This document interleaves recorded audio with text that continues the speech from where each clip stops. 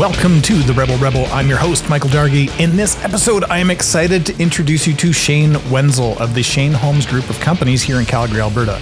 This is the first in-person episode since COVID restrictions have been lifted, and I couldn't be happier to have such a special guest. Shane is not your typical CEO, and his story is one for the ages. Welcome back to the Rebel Rebel. Great. All right. Well, welcome to the Rebel Rebel. I'm your host, Michael Dargy, and across socially distanced, full 6 feet plus, is Mr. Shane Wenzel, president of Shane Homes. Welcome to the show. Michael, thank you for having me. Oh, I'm so excited because we tried to do this a while ago, but then we ended up getting sent to lockdown number 3. Yeah, lockdown number 3, that ended everything for a month and a half. Yeah, so it's great to finally have you here. I've been looking forward to it so much. And so have I, just to do one of these things live. Yeah, like in person. Yes. Yeah, be still my heart. We can do that. Okay. Well, so just let's do a little bit of a backstory for you because you've got a really interesting story. President of Shane Homes or Shane Group of Companies, right? Because it's not just single family. It's not just housing anymore. Yeah. So could you just give me a brief, back in time, where you came from and what you're up to right now? Back in time. Well, let's go back in time to even when the company started. My father worked for the Jimmy Pattison Group of Companies. Yeah, great. And he was the VP of Sales and Marketing for Neonex Shelter, which was a mobile home division of that group. Right. And eventually that group had to retire, and my father and his sales manager, his future business partner at the time, Barry Balsley, started Shane Homes. Right. And I guess the reason it's called Shane Homes is that Barry never wanted to be long for the business. He honestly felt if he could retire at 55, he would love to do that. And when 55 came around, true to his word, Barry retired. Really?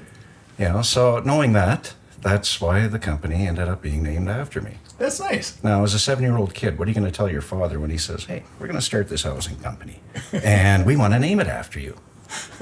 Well, sure, that sounds good. Did he ask permission, or was it this is what's happening? He asked, but I don't think my answer really mattered, because it was getting named that. Oh, that's fun. But we did start off building single-family homes, and, honestly, I've been on the job site since I was 14 years old. Right. My father honestly did not believe, you should be sitting around just kind of hanging out as a 14-year-old kid. I want you out there. And here's a tool belt and Oh, yeah. So John Hearshop used to show up at 7 o'clock in the morning during summer, pick me up, take me to the job site, give me a list of things to do, which was usually laying patio blocks or cleaning out basements or cleaning up job sites. And I'd be there until John was done his job supervising and home by about 6:30 at night. So there were pretty long days during summer, but I did get a week off.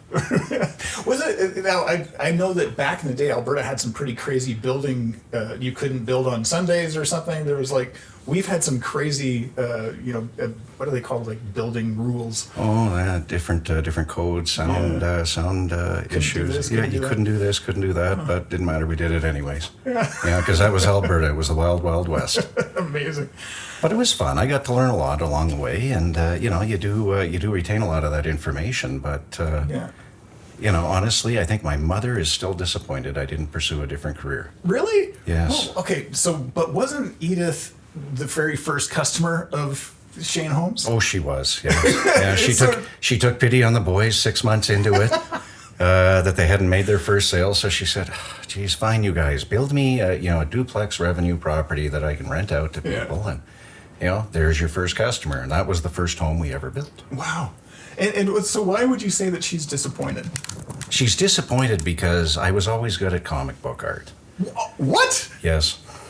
Shut the front door. Yeah. That's amazing. She always thought I should have pursued a career that way, and she said, failing that, she said, I thought you should have gone into broadcasting.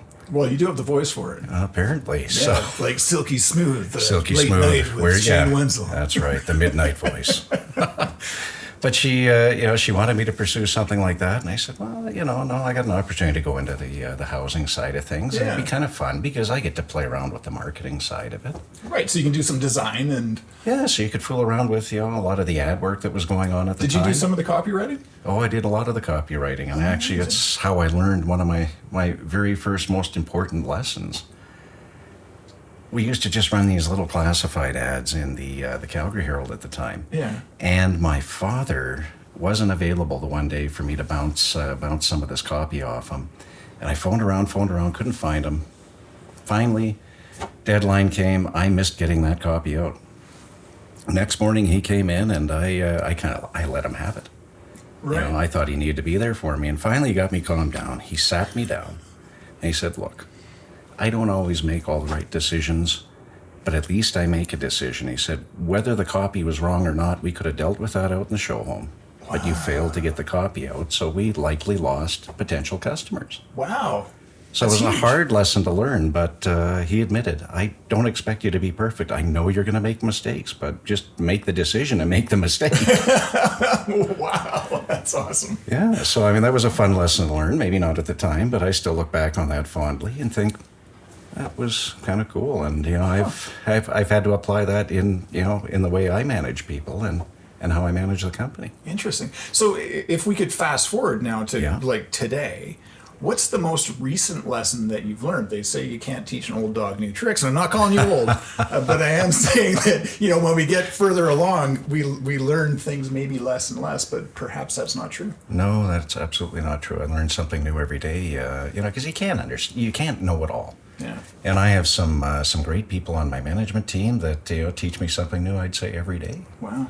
Yeah, so we, you go back to last year and you start getting into this digital marketing space a little bit more. Oh, sure. And we've got an expert on staff who handles that. So I've had to learn a little bit more because, I used to sit there and say, well, those little cigarette pack size ads that pop up. Yeah. Apparently there's a technical name for it, and I'll get that down eventually. But just understanding what they are and understanding the lingo when they're talking that, okay, this is registering. I get it. Do you participate anymore in the, advertising, marketing, copy side of it? Like, To a what certain sort of degree. influence? To a certain degree, yeah, I do. We've got a relatively junior staff there, and sometimes you see an ad and you think, okay, are you covering off all the P's here? The price, the product, the promotion, the place, and Yeah. oh yeah, that's right. Yeah, we need a map in there. Yeah, that's right, we do, because people need to know how to find us. Yeah.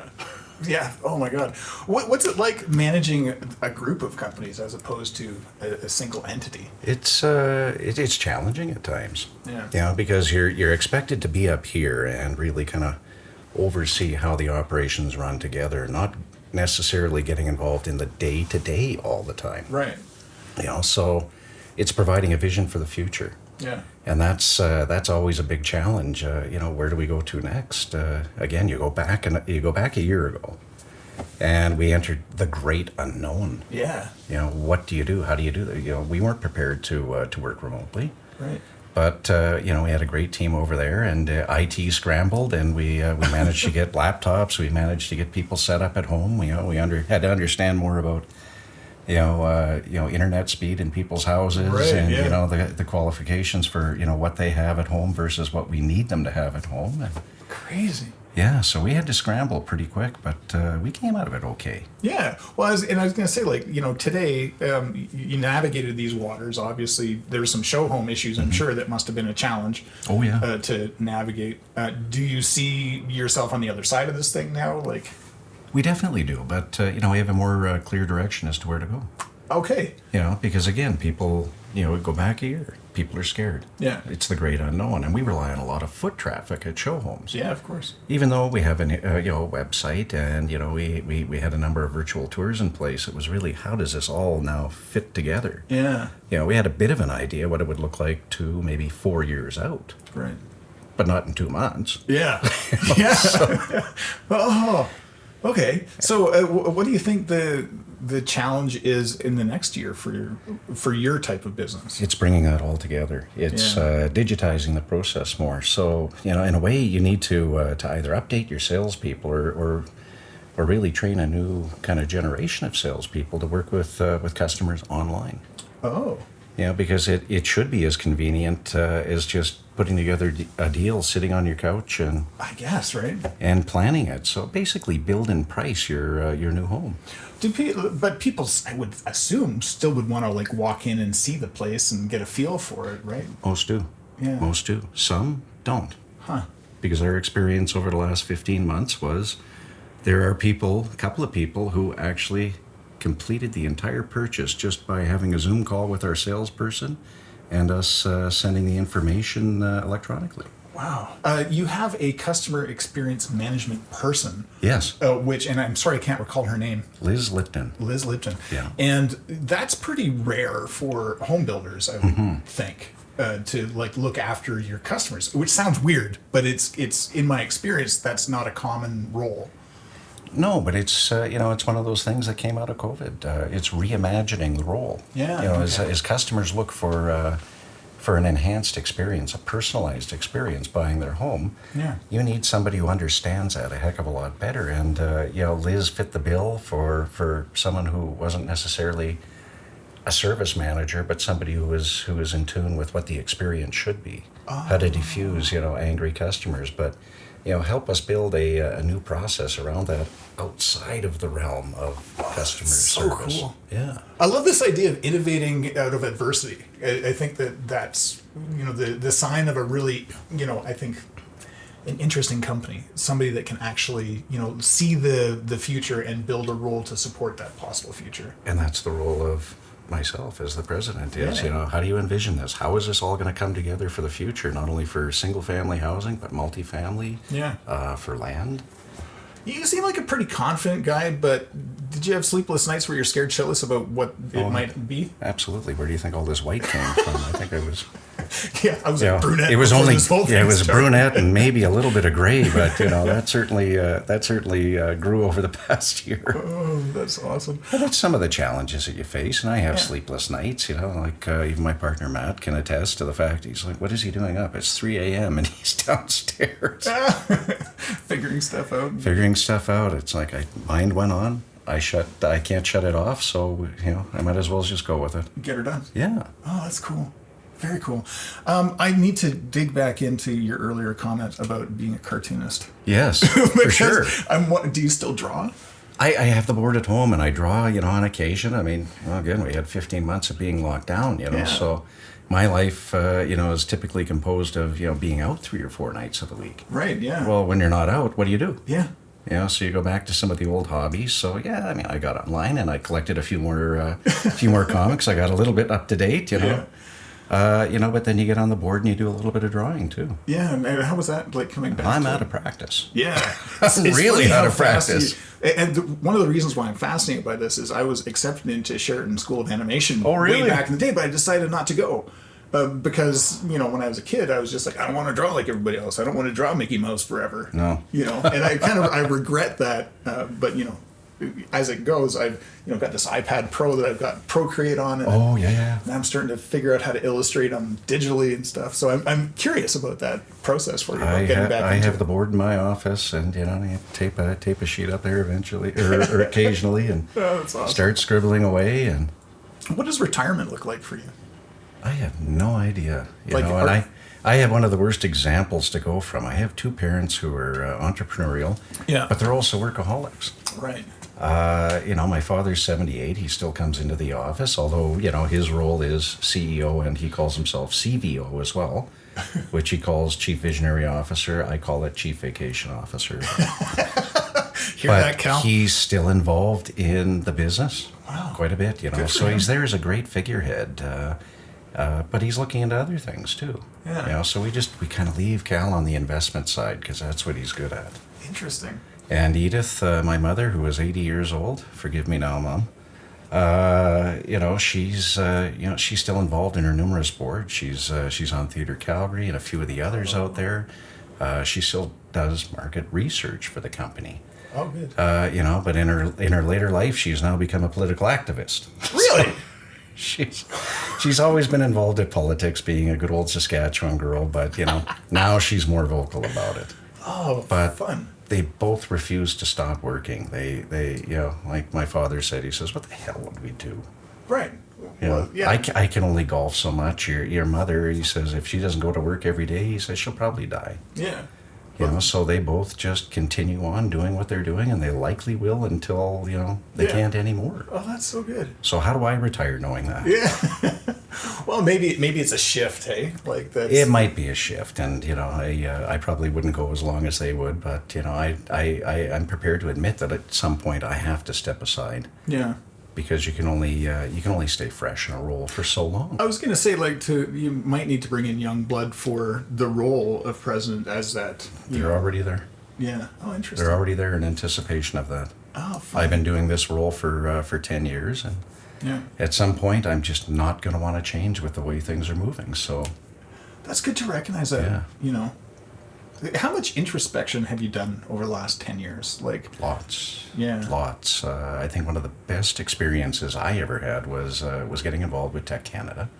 Right. And we had a very, very strong group, and a great blend of presidents and CEOs of various ages and stages in life. And you pick up a lot that way. Yeah. Because you are able to look within and just say, where do I want to be? What is that second tree? How does this all look at the end of the day? Right. And you're no longer involved with them, or is it just you're... No, I retired after 7 years. Oh. There were a few of us that just decided all at once. It's like, okay, well, it's time. Okay. When you don't have the same enthusiasm coming in anymore, it's time to step aside out of the group. Interesting. And let other people get in there who are as enthusiastic. Well, that seems like such a what's the word I'm looking for?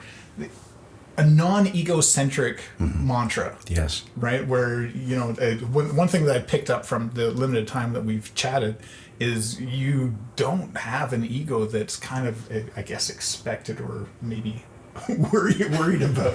You're just not that guy.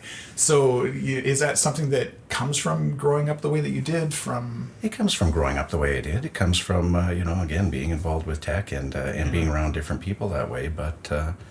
I do have that benefit still with the Alberta Enterprise Group because I'm around like-minded people that way, and some are definitely go until the day they die, and there's others who are sitting there saying I'm good at 65. Huh.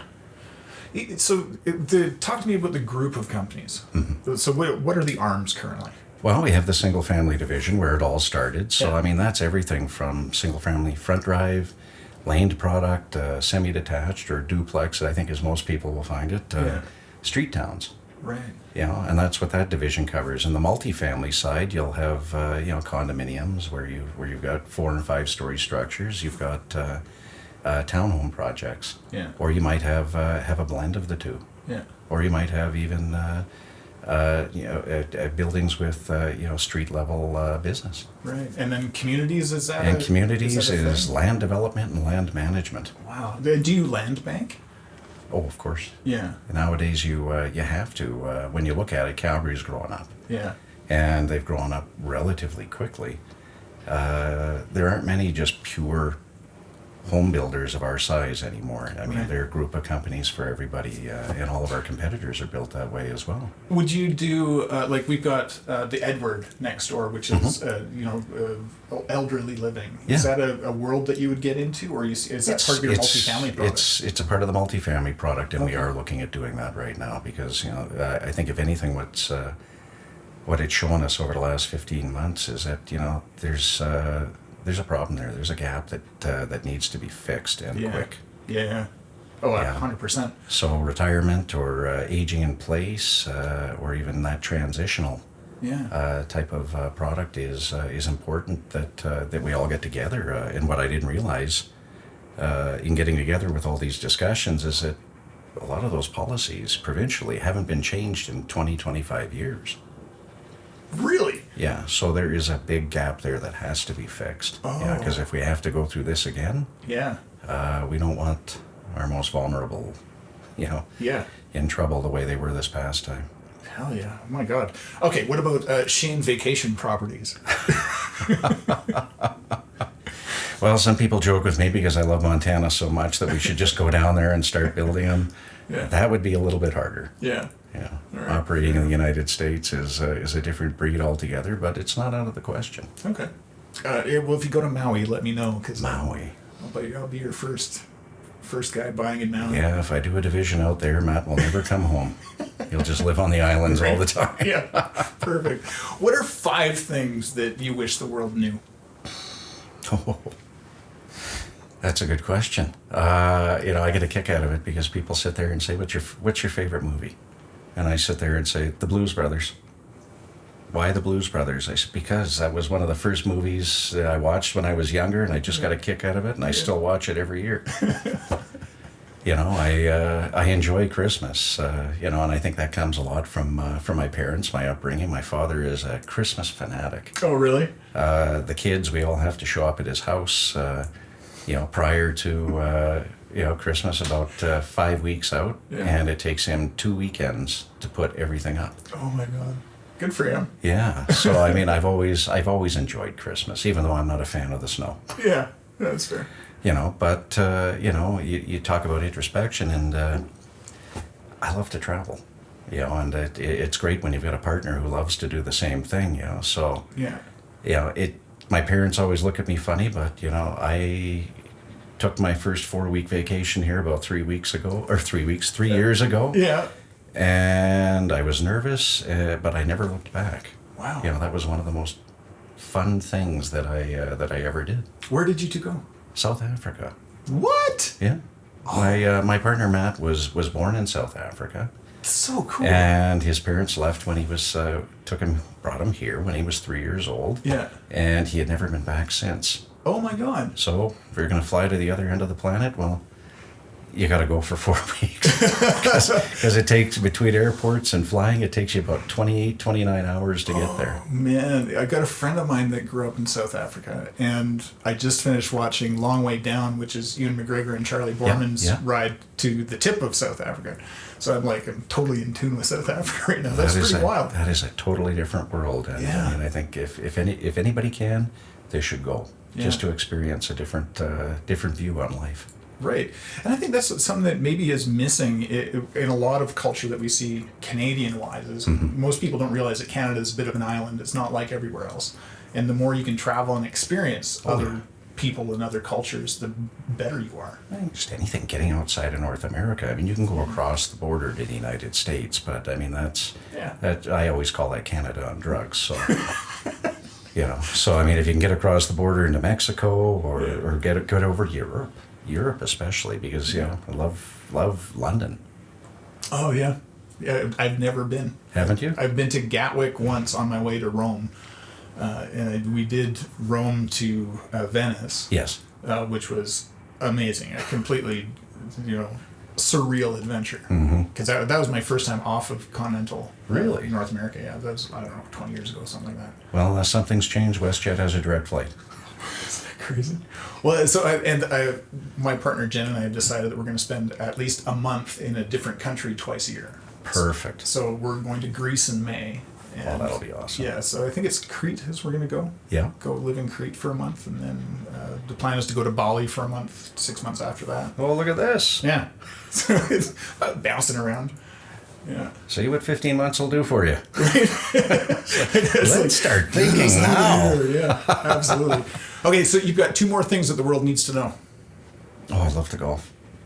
Since I can't play squash anymore because it just kills your knees. So. Yeah. Learn to golf? Well, my father got me in golfing lessons when I was 11 years old, so that just kind of stuck. Yeah. Cool. So I think everybody needs a little bit of sport. Yeah. Are you like a long ball guy or a short game? Well, or it's you like all the a part mix? of it. I like to say the perfect mix. I love tournaments. Awesome. Yeah, I just love the challenge of the competition. Do you have really outlandish clothes? Everybody does. Color is a lovely thing. That's awesome. Pardon me. But I think the 5th thing is, family is probably one of the most important things to me. Yeah. And I never regret this, but my father, when he was growing the business, wasn't around as much as I would have liked as a kid. Yeah. Do I hold any regrets there? A little bit, but, nothing I would hold against him. But, right. I was given the opportunity, and I vowed that, I would be there for my son when he was growing up. And, time was always important that way. So he played soccer for 10 years when he was younger, and for a few years there, I was head coach. Ah, right on. So I'd run out of the office at 4:00 in the afternoon. Like, no more meetings, no more discussions. Hilarious. I got to go home. I got to change. I got to grab something to eat. I got to grab this bag of balls and I gotta get these little guys out in the field playing. Yeah. Well, so how old is he, if you don't mind me asking? He's now 21. Now 21. Wow. Yeah. That's yeah. wild. That went quick. Yeah, right. You know, so- My eldest is 27. He's living in Scotland right now. Oh, perfect. And it's funny that you bring that up because I was head coach for my kids' soccer team Awesome. for like 10 years. Yeah. And watching them sort of go up through the ranks and Oh, yeah. do that stuff. It's so fascinating. Oh, I still keep track of all those little buggers on Instagram, so Oh, man, that's awesome. they all follow me still. Let's talk about your social media uprising. Yes. Because I find this to be fascinating because you tend to get in a little bit of shit, which is not a lot of shit. It's not like you're hugely controversial, but you're stepping outside of what we expect, the captain of industry to be Yeah, like. presidents aren't supposed to do that. Yeah, What so- a crock of shit. Well, yeah, let's talk about No. I always believed in it. And I think where it goes back to is, even way back in time, 1996, when we came up with our first website. For that. 96. 1996, we were the first home builder in this industry with a website. And for damn. 8 years in a row, my father was on my case about why are we sticking money into this stupid thing every year. Now he doesn't. But the same thing happened with social media in the Right. company. Because I got involved after the election about 11, 12 years ago, just to try and understand it. And you could see the potential of all of this. You Yeah. could see that this was a great way of branding, Yeah. but even personal branding. Right. So about 8, 9 years ago, I made one of our employees a full-time employee on social media. And Cal harassed me about that for 5 years. How can you justify having one person do this? I said, just wait. So over the 15 months ago when things went into lockdown, I got a bit of a challenge from our marketing team. Yeah. You have a social media presence. Could you pick it up? Really? You want me to pick up what I'm doing already? Yeah. Challenge accepted. Wow. Yeah, so that gave me an opportunity to to play around with it a little bit more rather than just doing what I was always doing. I picked it up, and yeah, there might be a few videos out there where I piss people off, but that's okay. Yeah. Well, you seem like such a charming guy to, how much can you actually piss somebody off? You can apparently piss off a lot of people if you say the wrong thing or if you don't follow a certain narrative. I really don't care. That's the thing. It's something that's got to be said. Then I'll say it. That's good. I think it's in your approach more than anything. Yeah. If you're going to get on there and intentionally antagonize people, what do you think the end result's going to be? For sure. But if we just lay out the facts and let people comment, I don't care if you're for or against it. I mean, I did one recently on, why is there a Pride Month? And there's people out there who Right. have to jump right on and tell you, that this is wrong and it's a horrible thing in the eyes of God. Well, okay, fine, you're allowed your opinion, but you're obviously not going to change mine. But it's there for a lot of different reasons. Yeah. But that's been the fun side of it, is just kind of breaking it up and That's good. and letting go a little bit more. And do you find that you're sort of becoming more Shane as you do this? Like, Well, I think, and that's probably the best way to describe it. You can only pump out messages about the company so often. That becomes that's boring for the public. That's boring for me too. yeah. People will always sit there and say, well, how come you're not giving building advice? Well, there's thousands of people who can do that for you, and they're better experts in it than I am. Yeah. But I feel passionately about other things, and and this is one of them, is being able to talk about that side of my life. Yeah, it's great. So it lets people in more on who rather Shane is. Yeah, that's cool. Guilty pleasures. What's a Shane Wenzel guilty pleasure? Well, a Friday, actually with Matt, depending on when he works, it could be a Thursday night drink-a-thon. Oh, really? Yeah. What's your poison, or what's your poisons? Well, I like scotch. So I got a great bottle of scotch back there. a little water, a few ice cubes in there, Yeah. and that just makes for the perfect night on the back patio. Oh, that's awesome. Yeah, it makes Friday a little bit harder, but And what does Matt do? Matt's a hairstylist, Awesome. and his shop is out of the lower level of our house. So, No way. oh yeah. Oh, that's great. Yeah, that's How perfect is that's that? what we had to do when he moved back from Vancouver to Calgary. Was I need a place. I don't need retail. I have one chair. It's just me. Amazing. Okay, we're doing the basement development then. And how did he take the whole COVID lockdown, and all that? Well, it's been a bit of a challenge for him. He just realized his income got cut in half. Yeah. That sucks. He wasn't able to tap into a lot of the programs, and he's got a certain amount of pride about him that he won't either. Yeah. So I think he took a few checks from the government, and he just said, "That's it. I can't do this." That's good. But he managed through it. Yeah. I think the last one was the hardest for him, but Yeah, for sure. not being able to get out, and the grocery store is only so exciting. It depends on. I'm in Kensington. That grocery store gets pretty exciting. People going the wrong way. They can't follow the arrows. Oh, the angry arrows. We actually tried to do a couple of hikes up in the mountains. Oh, nice. Holy hell. Oh, really? Was it just packed, or was it? It was like going to the mall, only you're on a hiking trail. Oh my God! There's so many people on there. It's not as enjoyable when that happens. Well, I was going to ask, do you guys do physical stuff like bike riding, or do you ride motorcycles? Do you what's your deal? I take the dog for a walk. We've got the some gym equipment at home, so that helps too, especially during a lockdown. But it's mostly just travel. Awesome. Getting out to a few functions, if I can drag Matt up to them.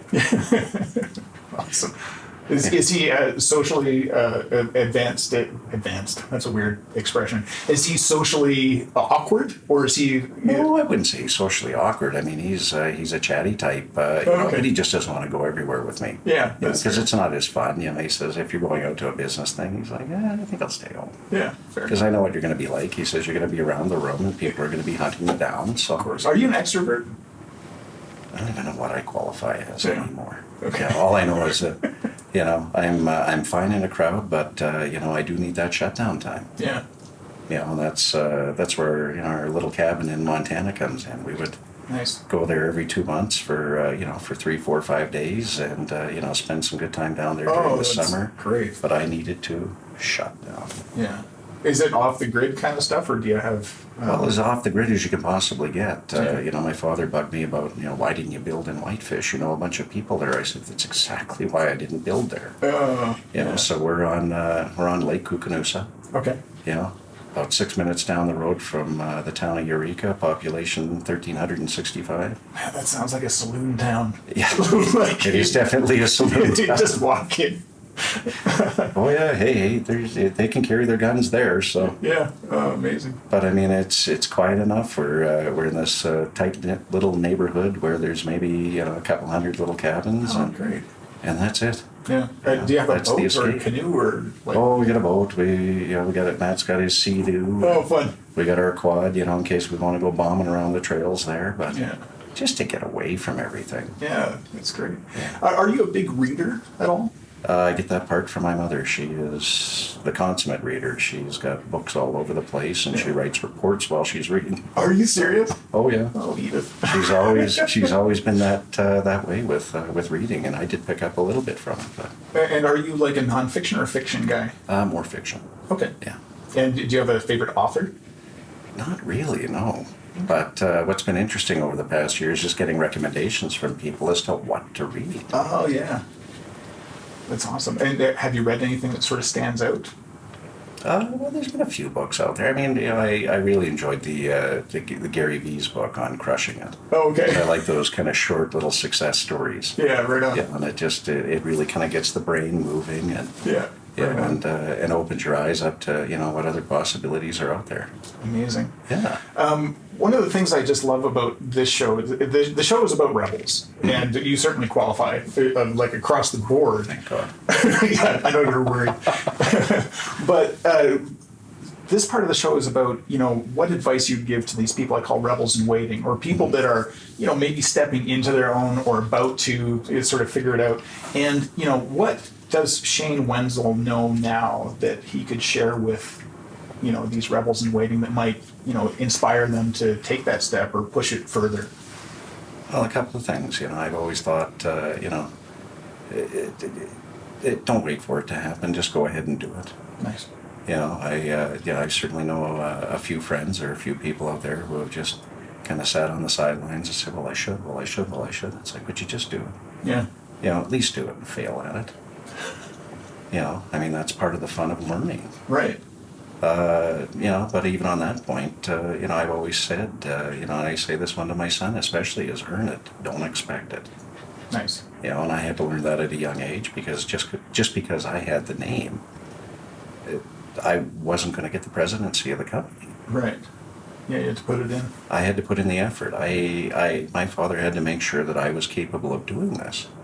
And I think that holds true to a lot of people who start their business. And I've seen a lot of them. They start their business and they try and hand it off to employees or staff. Right. Of course it failed, because you weren't there. You weren't working it. You weren't earning it. So those are some good experiences, but some good advice too. Is it's going to come. Yeah. Amazing. Shane, this has been an absolute pleasure. Time just flies. I love your story and your background, and thank you. Everything you bring to the table is just inspiring. I appreciate it. I mean, I'm just glad we finally got to do this. Right? Yeah. A month and a half days before you're done, we're locked down again. Oh my God. Son of a bitch. Yeah, this has been lovely. Absolutely great. And I hope to do it again. We could certainly do it again. Maybe there'll be something different even in a year from now. Right. You'll be a cartoon artist by working for Marvel, maybe. Oh, part-time. Yeah. I'm already a part-time social media guy, so. That's right. You can only splice up your time so much. That's right. Oh, that's awesome. But thank you again for having me. I really appreciate it. Pleasure.